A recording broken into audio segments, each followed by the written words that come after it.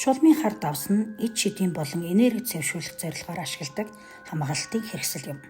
Ач тус нь гэвэл сөрөг энергийг арилгах нь хүмүүс болон орчинд хуримтлагдсан муу энергиэс салах зорилгоор хэрэгэлдэг. Муу ёрийн нөлөө хараал атаачтай хорлолоос хамгаална. Өөрсдийн эргэн тойрон гэрийн ажлын байрыг хамгаалах хүрээ бий болгоход хэрэглэнэ. Аян зам дунтаж байхдаа эсвэл зүүдний товтлогооноос хамгаалахад тустай хар дард зүүдлэгч байдаг юм уу? Хэрэглэх аргууд нь гэвэл гэрийн хаалга, цонхны тавцан дээр нийгмийн шуурн татаж цацна. Үүдний довжоо байшингийн эргэн тойронд тойруулан цацна. Шилэн савнд хийж байрлуулж хараал атаачтойг сорон шингээж зайлуулах зорилттой. Унтлагын өрөөнд бичгийн ширээн дээр тавих нь түгээмэл.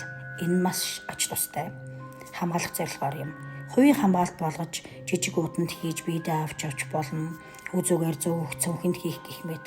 Ёслолын дараа үлдсэн үнс давсаа агаарт хэсгэх эсвэл газарт бууж буцааж өгөх уламжлалтай. Нэг хэрэглэсний дараа дахин ашиглахгүй. Яагаад гэвэл бүх сөрөг энергийн хүү давсанд шингэсэн байгаа тул агаарт хэсгэх юм уу газарт буулж хэрэглэх юм байна.